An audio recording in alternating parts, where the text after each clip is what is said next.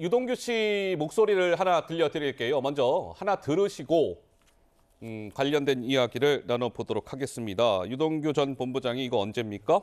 지난달 23일 CBS 라디오에서 출연해서 한 얘기입니다. 한번 들어보시죠. 자, 수사 1년 반 만에 이재명 대표가 기소됐는데요. 지켜보시면서 좀 어떤 생각 드셨는지요? 아직 전반적인 부분에 대해서는 앞으로 점점 더 밝혀지지 않을까 생각이 들었습니다. 그 외에 대한 부분이 이제 사실 428억과 가장 근본적으로 연관이 있다고 생각해서 모두도 관심이 많은데요. 이 부분이 이번에 빠졌지 않습니까? 이분한테 이제 연결되는 루트에서 이제 차단됐다고 저는 생각하고요. 그런 부분이 이제 아무래도 제가 돈에 대해서 직접적으로 말씀드린 기억이 없습니다. 그럼 이제 본부장님이 아시는 내용으로 428억은 누구 겁니까? 이재명의 미래를 위한 자금이었습니다.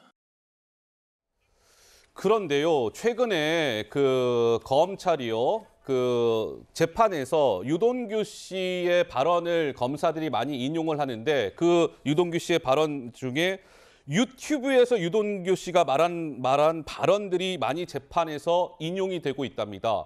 그러니까 유튜브에서 이재명 주군으로 모시며 성남 도계공 본부장으로 가게 됐다 말했는데 유동규 씨 맞습니까? 이렇게 확인하거나 검사가 또 유튜브에서 이재명 김문기와 리모델링을 이야기했다 말했는데 유동규 씨 사실입니까? 이런 식인 거죠. 유튜브에서 유동규 씨 이렇게 얘기했는데 맞아요? 맞아요? 그래서 유튜브가 한 재판에서 10회 이상 언급이 됐답니다.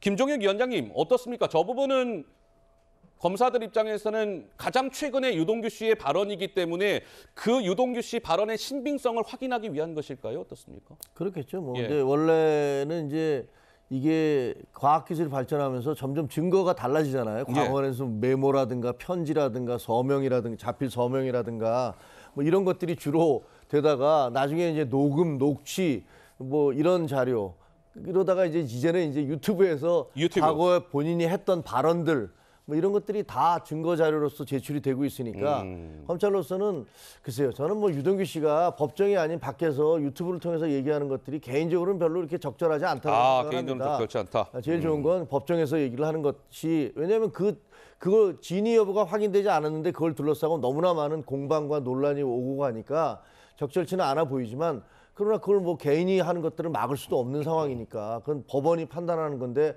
법원은 개인의 자유다라고 판단했기 때문에 뭐라고 할 수는 없고요.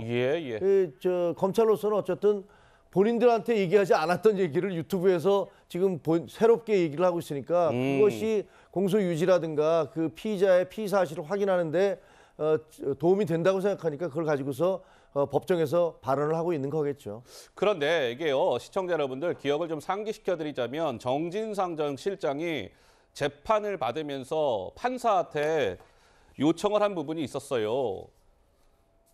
정진상 전 실장 측에서 판사님, 저 유동규 씨가 유튜브 나와서 뭐 방송한다고 하고 이러는데요. 그거 좀 못하게 좀 해주십시오. 이거 재판에 영향을 미칠 수 있지 않겠습니까, 판사님? 그러자 재판부는 저기 재판부는요, 그 유튜브에서 뭐 유동규 씨가 뭐라고 하든지 이런 거 확인 안 합니다.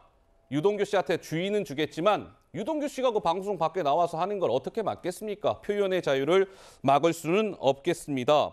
라고 했고 유동규 씨가 계속 유튜브의 방송에 출연해서 얘기하고 있는데요. 김연아 의원님, 지금 유동규 씨가요, 한 유튜브 방송에 지금 12번 나왔대요. 240분 넘게 출연을 했는데 25회 출연을 예고했으니까 아직 13번의 출연이 더 남아있는 상황. 이재명 대표에게는 역시 불리한 증언들이 계속 나올 수밖에 없겠네요. 어떻습니까? 네, 불리하기도 하고 또 불편할 것입니다. 불편할 것이다. 꽤 오래된 지인이죠. 그리고 이재명 대표가 이제 성남시장 시절부터 또 성남시절 이전에 성남시에서 변호사를 할 때서부터 동네에서부터 알던 사람입니다.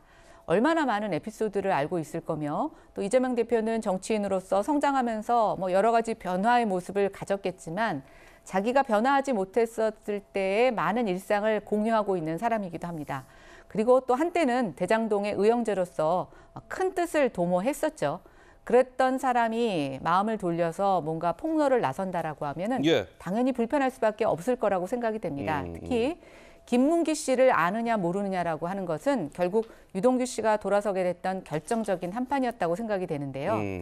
절친했지만 또 한때는 같은 뜻을 도모했지만 언제든지 이렇게 등을 지고 몰라라 할 수 있구나라는 인간적인 배신감이 지금의 유동규 본부장에게 저런 폭로와 또 저런 유튜브에서의 계속 발언을 이어가게 하고 있는 힘으로 작용하고 있는 것 같습니다. 네, 복 위원장님. 짧게 말씀드리면요. 유동규 씨가 뭐 이재명 씨하고 의형제는 아니고요.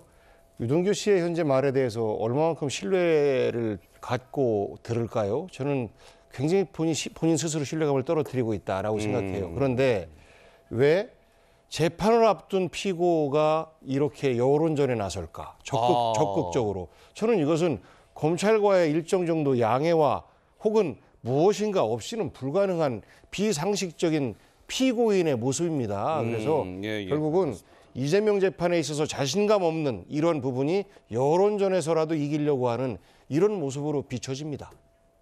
근데 저는 또 그렇게 생각 안 하는 게 지금 이재명 대표를 향한 많은 것에서 많은 그 혐의자들이 침묵을 함으로써 연결고리를 찾고 있지 못하죠. 예. 그렇다라고 하면 유동규 씨가 이것을 독박을 쓸 수 있는 상황에 놓여 있습니다. 그러니까 유동규 씨 입장에서도 방어권 차원에서 본인이 할 수 있는 최선의 노력을 하고 있는 그런 쪽으로도 해석이 가능하다고 생각합니다. 알겠습니다. 어쨌든 유동규 씨는 유튜브에서 만 30회 정도 출연해서 뭐 얘기를 하겠다, 뭐 이렇게 얘기한 바가 있으니까요. 한번 지켜보도록 하겠습니다.